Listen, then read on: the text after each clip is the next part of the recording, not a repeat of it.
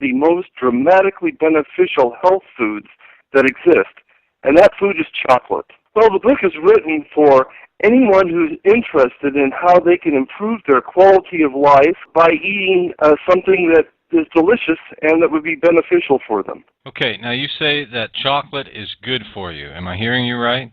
Good quality chocolate can be extremely helpful for us. It can improve our health, increase our lifespan, and enhance our quality of life. Can you really lose weight by eating chocolate? Well, this is one of the most surprising facts that my research revealed to me and that I've written about in the book. Why chocolate can cause us to lose weight, and specifically to lose body fat, and how to do it. So is all chocolate good for us? Chocolate in various forms is either better or worse for our health. Pure chocolate, that being made only from the natural products of the cocoa bean, is extremely helpful for us.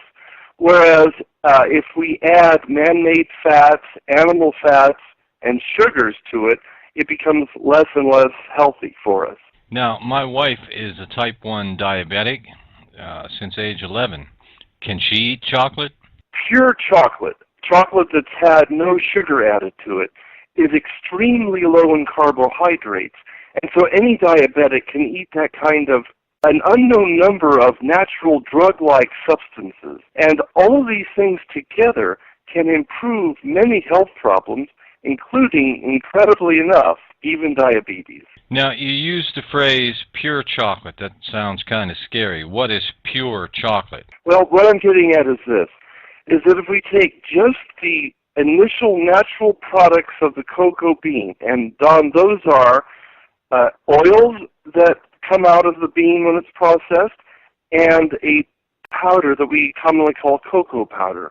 When chocolate is made, the cocoa powder is recombined with part of the natural oils.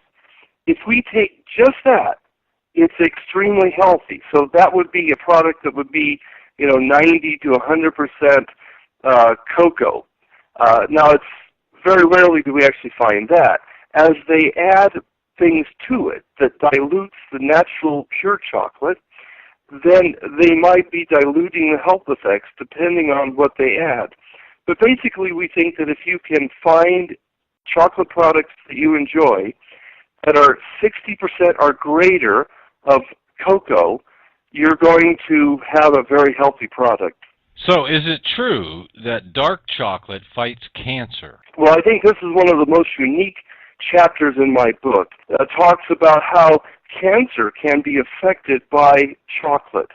And it turns out that many of the natural substances in chocolate, both vitamins, minerals, nutrients, oils, and some of the drugs that are in chocolate naturally, actually fights cancer.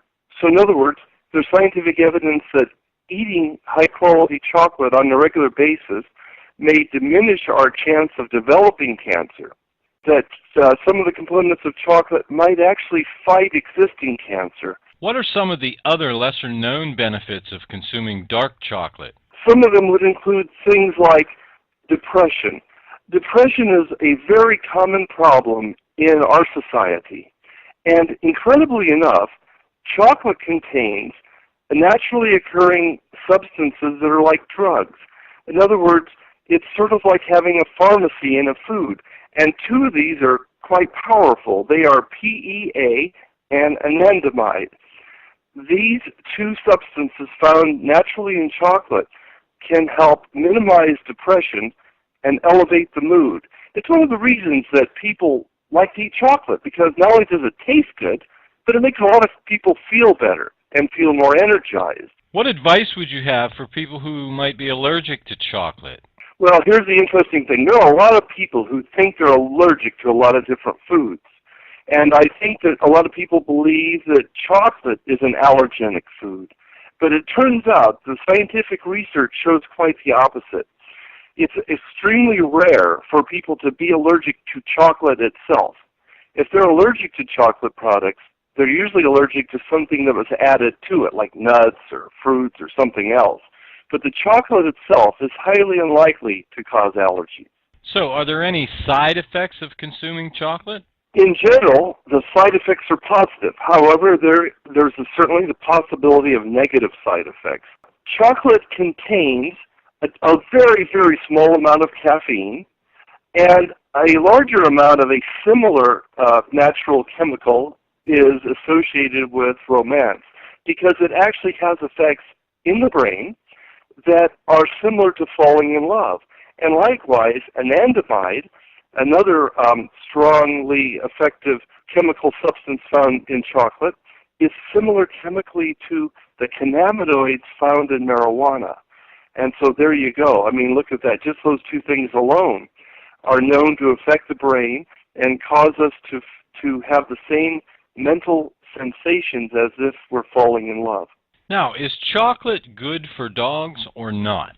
Well, chocolate's a poison to dogs, and in particular the theobromine in the chocolate is poisonous to dogs. So this doesn't mean that dogs absolutely can never consume any chocolate, but if you give them too much, it will kill them, so you have to be careful. In my book, I actually talk about an interesting story concerning Winston Churchill's dog and how when he went to the veterinarian discovered he had health problems because Winston Churchill was treating him with chocolates. What's the most unusual chocolate dish you've ever had? Well, you know, I've been trying many, many different sorts of chocolate dishes and foods made with chocolate because it's so healthy for me. But I think the one I like the best, and that's perhaps the most unusual, was chocolate leg of lamb. And as a matter of fact, I liked it so much that I got a recipe for it and included it in the recipes portion of my book. It's on page 215. Here's the interesting thing about it. We normally think of chocolate foods as being sweet, but this is an example of how the cocoa of chocolate can be used in a savory dish. And I don't know how to describe what it tastes like, but it sort of gives an earthy, rich, sort of like red wine kind of flavor to the lamb. It's really delicious. Most authors have a specific reason for writing a specific book. What was your reason for writing this book? I like to inform people of things they can do to improve their health and in particular to avoid illness in the future.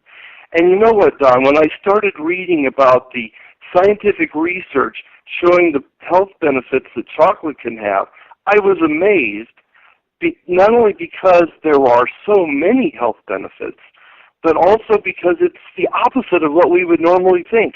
Most people think chocolate is candy, candy is bad for us, and so chocolate must be bad for us.